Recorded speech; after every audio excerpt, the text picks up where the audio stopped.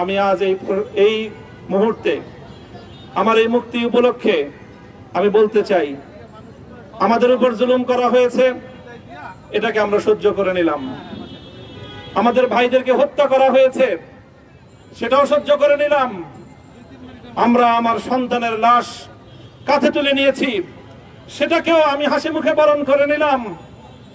আমাদেরকে অপমান এবং লাঞ্ছনার সব ধরনের ষড়যন্ত্রের সম্মুখীন হতে হয়েছে, সেটাও আমরা হাসি মুখে বরণ করে নিয়েছি। কিন্তু আল্লাহর জমিনে আল্লাহ এবং তার রাসূলের কোনো অসম্মান এক মুহূর্তের জন্য আমরা বরদাস্ত করে নেব না। আমরা আমাদের সর্বোচ্চ ত্যাগ এবং কোরবানি স্বীকার করতে প্রস্তুত রয়েছি, জীবন দিতে প্রস্তুত রয়েছি। আল্লাহর জমিনে আল্লাহর দ্বীনের ঝান্ডা সমুন্নত করেই আমাদের যাত্রা থামবে ইনশাআল্লাহ। হয়তো শাহাদাত, নয়তো খেলাফত ইনশাআল্লাহ। আল্লাহর জমিনে খেলাফত প্রতিষ্ঠার যে আওয়াজ আজ পৃথিবীর দিকে দিকে উচ্চারিত হচ্ছে, সে আওয়াজ বাংলার জমিনে খেলাফতের এই আন্দোলনকে চূড়ান্ত গন্তব্যে পৌঁছাবে ইনশাআল্লাহ।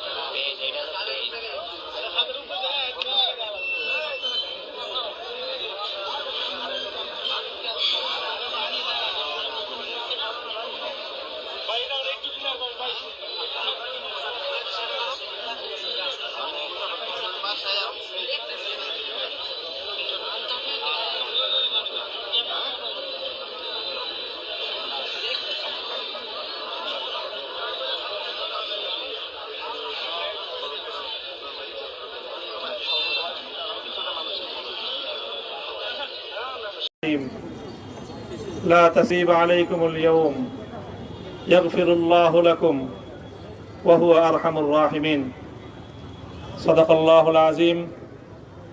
সমবেত প্রাণপ্রিয় তৌহিদি জনতা, বিভিন্ন স্তরের ধর্মপ্রাণ মুসলমান ভাই ও বন্ধুগণ, ছাত্র বন্ধুগণ এবং প্রিয় এলাকাবাসী, আল্লাহ পাক রব্বুল আলামিনের শুকরিয়া আদায় করি। আল্লাহর দ্বীনের কথা বলার অপরাধে, আল্লাহর দ্বীনের বিজয়ের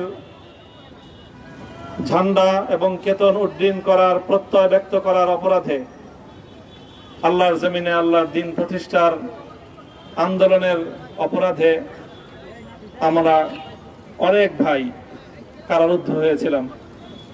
পর্যায়ক্রমে সকলেই আলহামদুলিল্লাহ জিন্দানখানার লৌহ প্রাচীর ভেদ করে মুক্ত জীবনে ফিরে এসেছেন। সর্বশেষ আজ আমার মুক্তির মধ্য দিয়ে 2021 সালে হেফাজতে ইসলাম বাংলাদেশ এবং এদেশের আলেম সমাজের উপর ইতিহাসের অন্যতম এক গভীর ষড়যন্ত্র এবং চক্রান্ত নির্যাতনের যে স্টিম রোলার পরিচালনা করা হয়েছিল, তার আজকে একটি প্রাথমিক অধ্যায়ের পরিসমাপ্তি ঘটল।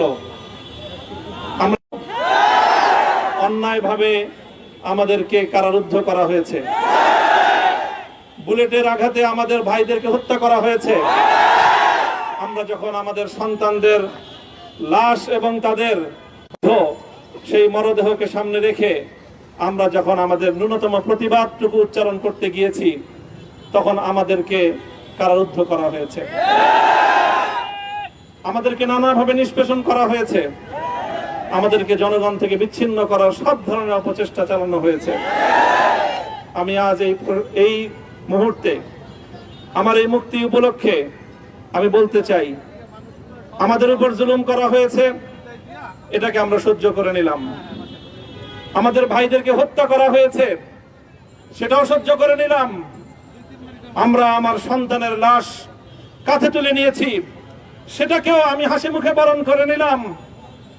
আমাদেরকে অপমান এবং লাঞ্ছনার সব ধরনের ষড়যন্ত্রের সম্মুখীন হতে হয়েছে, সেটাও আমরা হাসি মুখে বরণ করে নিয়েছি। কিন্তু আল্লাহর জমিনে আল্লাহ এবং তার রাসূলের কোনো অসম্মান এক মুহূর্তের জন্য আমরা বরদাস্ত করে নেব না। আমরা আমাদের সর্বোচ্চ ত্যাগ এবং কোরবানি স্বীকার করতে প্রস্তুত রয়েছি, জীবন দিতে প্রস্তুত রয়েছি।